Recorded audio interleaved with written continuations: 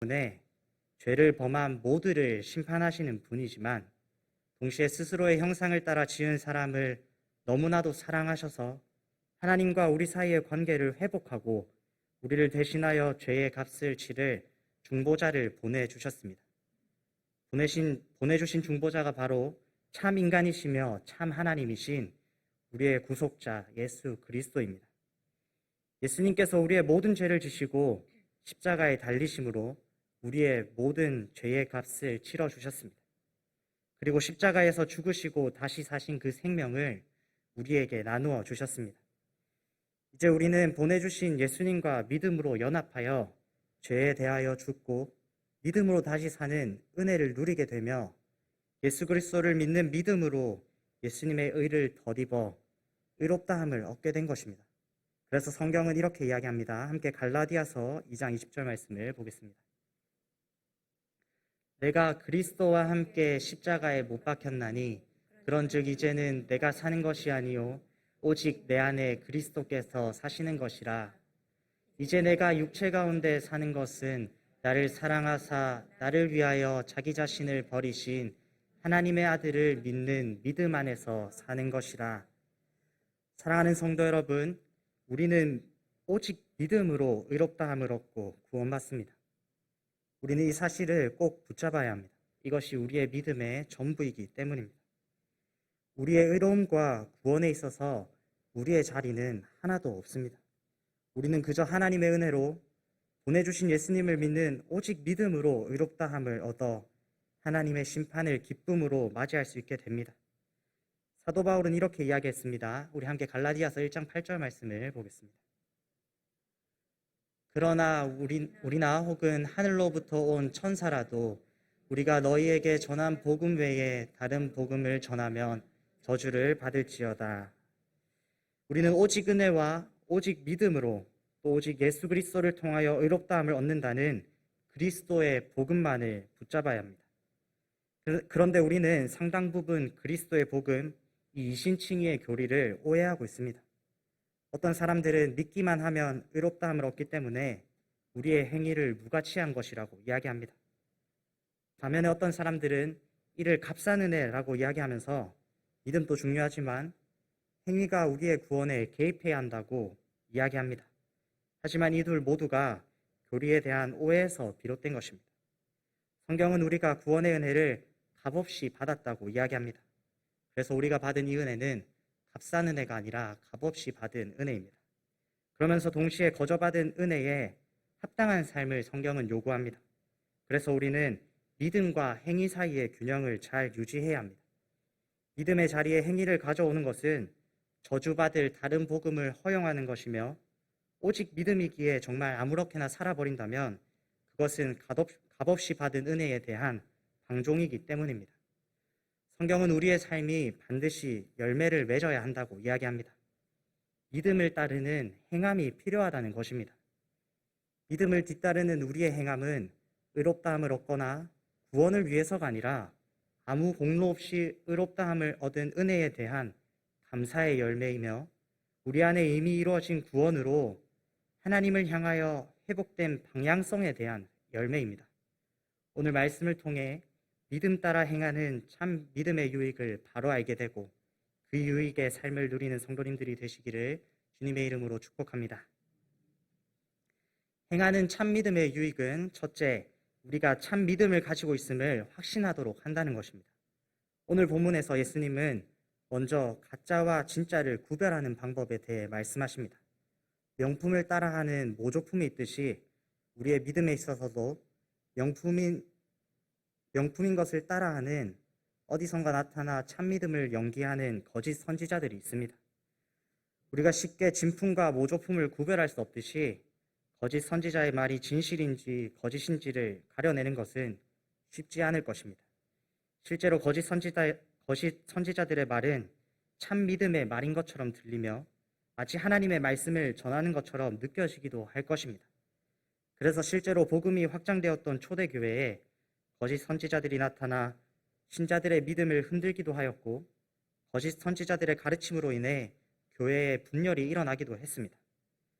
하지만 분명한 사실은 거짓 선지자들은 진짜를 연기하는 가짜라는 것입니다. 그들의 말이 그럴듯하고 현란하더라도, 그리고 그들의 외모가 말쑥하고 학식이 뛰어난 사람이라고 할지라도 결국 그들은 가짜라는 것입니다. 그들의 말이 하나님의 뜻을 전하는 것처럼 들리고 참 믿음을 가진 양처럼 보이지만 실상은 양과 같은 순결한 신자들을 위협하는, 또 그들을 해치는 악한 자들이라는 것입니다. 그래서 성경은 거짓 선지자들을 향하여 양의 옷을 입은 노략질하는 일이라고 이야기합니다. 우리는 이 거짓 선지자들을 분별하여 그들을 삼가야 합니다. 그러나 앞서 이야기한 것처럼 우리가 거짓 선지자들을 거절하기 위해 거짓된 속임수를 분별해내는 것은 결코 쉬운 일이 아닙니다. 그들은 철저하게 양의 옷을 입고 교묘하게 사람의 마음을 흔들기 때문입니다. 그래서 우리는 양의 옷을 입은 이리와 진짜 순전한 양을 구별할 수 있는 확실한 기준이 필요합니다. 예수님께서는 그들의 열매를 기준으로 그들을 판단하라고 말씀하십니다. 다시 말하면 그들의 삶과 행위를 유심히 살펴봄으로써 거짓 선지자들을 분별하라는 것입니다. 예수님은 계속해서 열매에 빗대어 설명하십니다.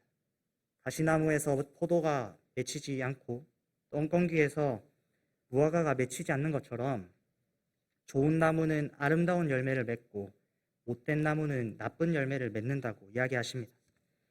열매를 통하여서 그 나무가 무엇인지 판단하듯이 사람의 행위를 통하여 그 믿음의 참과 거짓을 판단하라고 이야기하십니다. 참 믿음을 가진 사람들에게는 반드시 선한 믿음의 열매가 맺히게 됩니다. 그러나 거짓 믿음을 따르는 사람에게서는 좋은 열매가 결코 맺힐 수 없습니다. 그들 안에 열매를 맺는 참 믿음이 없기 때문입니다. 예수님께서는 이렇게 이야기하셨습니다. 우리 함께 요한복음 15장 5절 말씀을 살펴보겠습니다. 나는 포도나무요 너희는 가지라. 그가 내 안에 내가 그 안에 거하면 사람이 열매를 많이 맺나니 나를 떠나서는 너희가 아무것도 할 수 없음이라. 믿음으로 예수님께 접붙여졌다면 반드시 사랑과 희락과 화평과 오래 참음과 자비와 양성과 충성과 온유와 절제라는 아름다운 성령의 열매가 맺혀 삶에서 드러날 수밖에 없기 때문에 우리의 행위가 우리의 믿음이 참 믿음인지 아닌지를 판단하는 기준이 된다는 것입니다.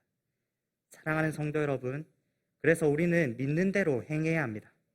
우리의 행위가 우리 믿음이 참 믿음이라는 증표가 되기 때문입니다. 스스로의 삶을 돌아보며 내가 정말 들은 말씀대로 또 기록된 말씀대로 살아가고 있는지를 점검하시기 바랍니다.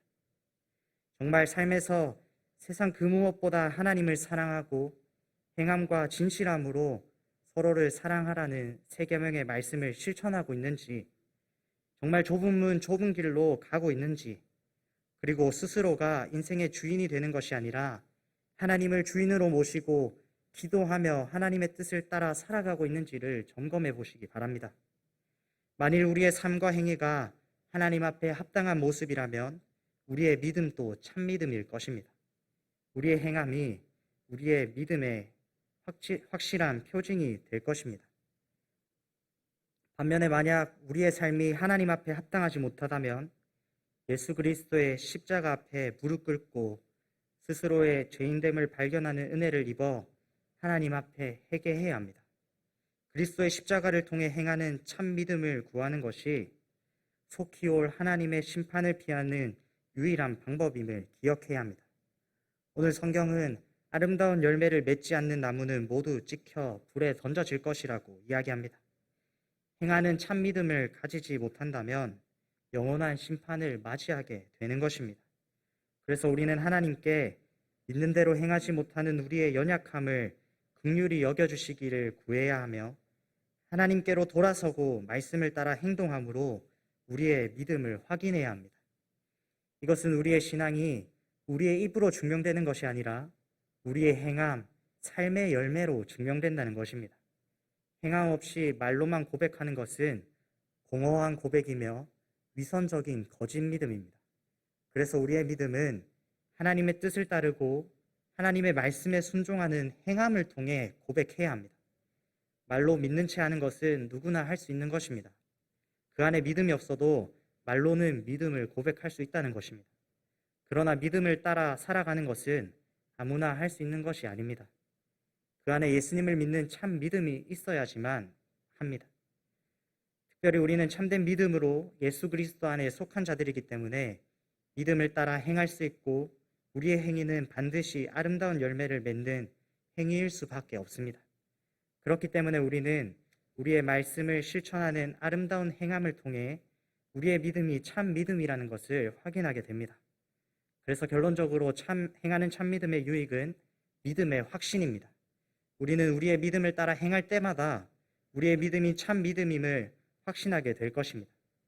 구속받은 우리의 방향성이 온전히 회복되었기에 믿음 따라 행하지 않는 것이 불가능하기 때문입니다. 예수님을 구주로 영접한 우리는 반드시 행하는 참 믿음의 열매를 맺을 수밖에 없습니다. 이 사실을 기억하며 오늘 말씀을 듣는 사랑하는 성도님들 모두가 믿음 따라 행하는 참 믿음의 소유자가 되시기를 주님의 이름으로 축복합니다. 행하는 참 믿음의 유익은 두 번째, 마지막 날 심판이 기쁨이 된다는 것입니다. 입술의 말이 아니라 아름다운 열매인 행함이 중요합니다. 이제 우리에게 중요한 질문은 그렇다면 어떻게 행할 것인가? 라는 질문입니다. 예수님은 우리가 무엇을 따라 행해야 하는지 또 어떻게 행해야 하는지를 알려주십니다. 예수님을 주여 주여라고 부르는 자가 아니라 아버지의 뜻대로 행하는 자가 천국에 들어가게 될 것이라고 이야기하십니다. 예수님을 단순히 주라고 고백하는 것이 아니라 행해야 합니다. 특별히 아버지의 뜻대로 행해야 합니다. 하나님이 원하시는 뜻에 순종하는 것이 천국에 들어가는 조건이라는 이야기입니다. 예수님께서는 우리의 행위가 중요한데 하나님의 뜻을 따라 하나님의 말씀대로 순종하라고 이야기하시는 것입니다. 거짓 선지자들도 주여 주여 하는 고백의 외형을 가질 수 있고 예수님처럼 그들도 주님의 이름으로 하나님의 말씀을 전하는 선지자 노릇을 하기도 했습니다. 심지어 예수님과 사도들처럼 우리 주님의 이름으로 귀신을 쫓아내고 많은 권능을 행하기도 했습니다. 우리는 좋지 않은 것은 분명하지만 그들에게 어떠한 행위가 있었다는 것을 알아야 합니다. 거짓 선지자들의 문제는 그들이 행동하지 않았음이 아닙니다. 그들에게도 열매가 있었지만 그 열매가 아름답지 않은 나쁜 열매였다는 것이 문제였습니다. 그들의 행함은 하나님의 뜻이 아니라 다른 것을 따른 불법적인 행위였다는 이야기입니다. 예수님께서는 하나님의 뜻을 따라 행하지 않는 그들을 향하여 마지막 날에 내가 너희를 도무지 알지 못한다 라고 말씀하실 것이라고 합니다. 그들은 예수님을 주라고 고백하고 예수님을 잘 아는 것처럼 말하지만 예수님께서는 그들을 모른다 하시며 그들을 향하여 불법을 행하는 자라고 말씀하십니다. 그리고 심지어 그들에게 내게서 떠나가라 라고 하십니다. 마지막 날 심판주로 오시는 예수님께서 믿음 따라 행하는 참 믿음이 없는 자들에게서 얼굴을 돌리시며 그들은 예수님께 쫓겨나 영원한 심판과 형벌 가운데 던져지게 되는 것입니다. 사랑하는 성도 여러분, 하나님의 뜻을 따라 행하는 참 믿음을 가지시기 바랍니다. 우리의 믿음은 행하는 믿음이 되어야 합니다. 이때 우리가 점검해야 할 것은 하나님의 뜻을 따라 행하는 것인지 내 뜻을 세우고 있는지입니다. 연약한 우리는 하나님의 말씀에 순종하기보다 내 뜻을 내세울 때가 많지 않습니까? 하나님의 말씀이 기준이 아니라 내 기준을 따라 이 일 저 일 하지는 않습니까? 우리는 이와 같은 연약함을 경계해야 합니다. 때로는 우리의 연약함을 따라 내 기준, 내 생각, 내 뜻대로 행할 수 있습니다. 하지만 그것이 계속해서 지속된다면 마지막 날 분명한 심판이 있을 것입니다. 참 믿음을 가진 사람은 자신의 기준을 내려놓고 하나님의 뜻을 기준으로 행하는 그 참 믿음을 가질 수밖에 없기 때문입니다. 그렇기 때문에 우리는 마지막 날의 심판을 기쁨으로 소망할 수 있게 됩니다. 예수님을 믿는 우리는 그리스도의 구속하심을 통하여 하나님의 뜻을 따라 행할 수밖에 없는 존재가 되었기 때문입니다.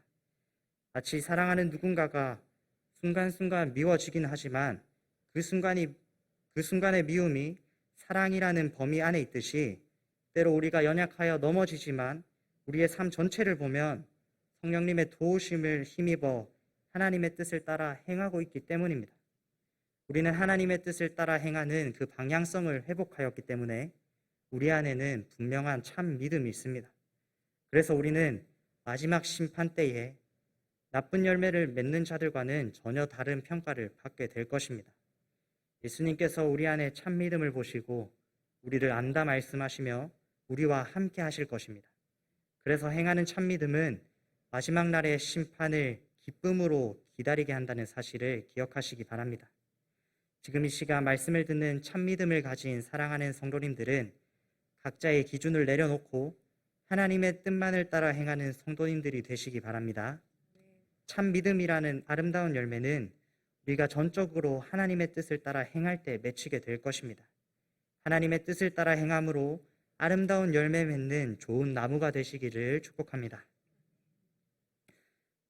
마지막으로 행하는 참 믿음의 세 번째 유익은 우리의 믿음이 더욱 굳건해진다는 것입니다. 예수님께서는 다시 한번 예수님의 말을 듣고 하나님의 뜻을 따라 행해야 함을 이야기하십니다. 하나님의 뜻을 따라 행하는 자는 지혜로운 사람입니다. 그리고 그는 비가 내리고 홍수가 나고 바람이 불어 부딪혀도 무너지지 않는 반석 위에 세운 집과 같습니다. 행하는 사람의 믿음은 시험과 핍박, 미혹이 몰려오고 더 나아가서 마지막 심판이 찾아오는 그때에도 결코 흔들리지 않고 잘 견뎌내는 굳건한 믿음이 됩니다. 반면에 예수님의 말을 듣고도 행하지 않는 자는 집을 모래 위에 지은 어리석은 사람입니다. 모래 위에 지은 집은 반석 위에 지은 집과는 달리 비가 내리고 홍수가 나고 바람이 불어 부딪히면 쉽게 그리고 심하게 무너지고 맙니다. 조금만 어려운 상황이 찾아오면 쉽게 그 믿음이 흔들리고 마지막 심판 때에 심하게 무너진다는 이야기입니다. 이처럼 행하는 참 믿음은 어떤 상황 속에서도 우리의 믿음이 흔들리지 않도록 더욱 굳건하게 합니다. 우리가 하나님의 뜻을 따라 행할 때 우리는 어떠한 어려움도 견뎌낼 수 있게 될 것입니다. 우리의 삶을 지혜롭게 반석 위에 집을 지어 고난에도 흔들리지 않고 견뎌내게 지을지 아니면 어리석게 모래 위에 지어 풍파를 만나며 쉽게 쓰러지게 될지는 예수님의 말씀에 순종하고 하나님의 뜻을 실천하는 삶에 달려 있습니다. 우리의 삶을 견고하게 할 수 있는 지혜로운 방법을 안다면 그 방법을 따라 행하는 것이 당연한 일이지 않습니까?